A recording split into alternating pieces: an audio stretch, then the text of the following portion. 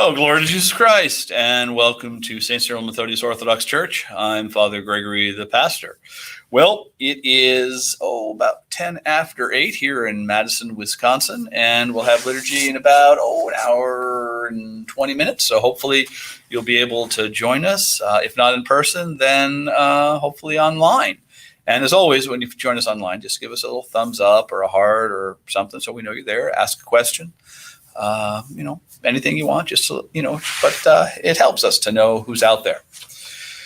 Well, it's November 1st here in Madison, and as it is probably where you are as well, unless you're somewhere on the other side of the international date line, which is, I don't think, likely. And it is very windy. Winter is clearly on its way. We've got high wind warnings. Probably not going to be able to have coffee hour today because it's just too windy outside, which is all kind of a bummer. And as I had mentioned yesterday, this is maybe one of the great themes of the pandemic is that we find ourselves being restricted by circumstances. But when I reflect on that a little bit more, I realize that's true all the time. I just become habituated to the other restrictions on my life, and I learned to operate within the context of those restrictions. One of my professors in graduate school, the late Father Adrian von Kamm, would say that human beings have what he called a situated freedom, is that we are free, but free within limits. And what I think is distressing people now is that we have all sort of taken for granted have been changed, and we don't like it. I don't like it. But the thing of it is, new limits just means new opportunities, new ways of being free if I have the willingness to make that effort to see how I can be free.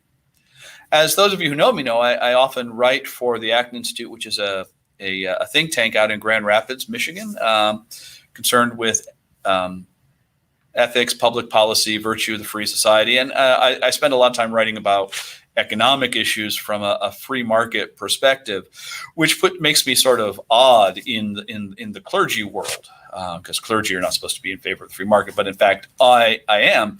And, I think one of the things that people object to about the free market is that it is predicated upon human freedom, of looking at the circumstances within which we find ourselves and saying, what is it that I can do that allows me to maximize my profit by serving other people? I think we we push against the restrictions that we're feeling because, in fact, we have lost the appreciation of human freedom and our ability, not just in an economic sense, but also in a moral and a spiritual and a cultural senses as well, to bring profit, creativity, goodness out of our circumstances, even though those circumstances are always restricted.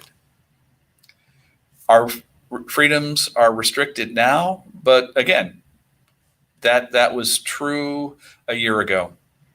They're just restricted now in different ways. And what we have lost, I think, is the appreciation of the entrepreneurial spirit, the ability to look at the resources given to us and say, what can I do to bring good out of my circumstances? Not just economic good in the sense of profit, but moral goodness in the sense of cultivating virtues that maybe I've neglected, or spiritual virtues in learning ways of prayer and asceticism that maybe I haven't really thought about before. How can I bring cultural goodness in coming up with new and creative ways to meet people using technology and to foster human flourishing? And above all, spiritual goodness. How is it that in these circumstances I can become a saint?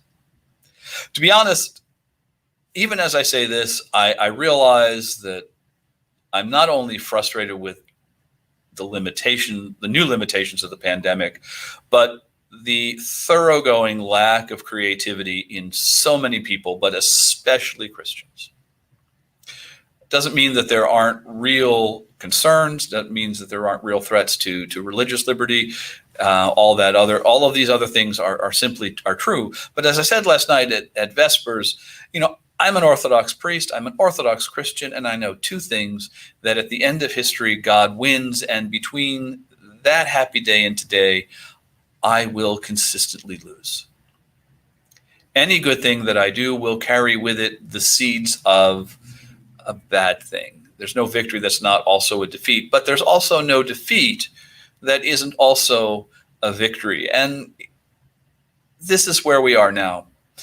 Christians, speaking to you Christians, I don't really want to talk about the other people at the moment. Christians, we have given ourselves over, I think, in many cases, to despair and resentment.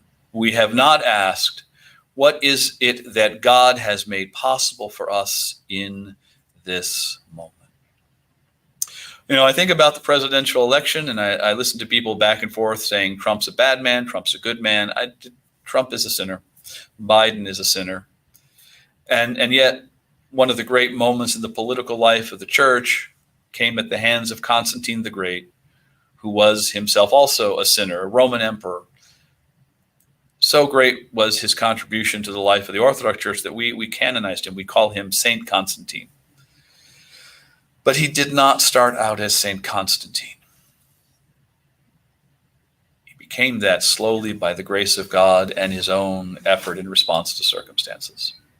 If this is true for Constantine, then it can be true for Trump, it can be true for Biden, and it can certainly be true for each and every single one of us. In fact, it's true for these other men because it is true for all of us. So let's take a new stance. Rather than kvetching, a Yiddish word that I will not translate, rather than complaining about the limitations that we experience, let's ask, what is it that we can do with this new formulation, these new circumstances, these new limitations on our freedom, knowing full well that our freedom is always situated, it is always limited. And yet, in the midst of those limitations, there is also the possibility of transcendence, of going from glory to glory, as the apostle tells us.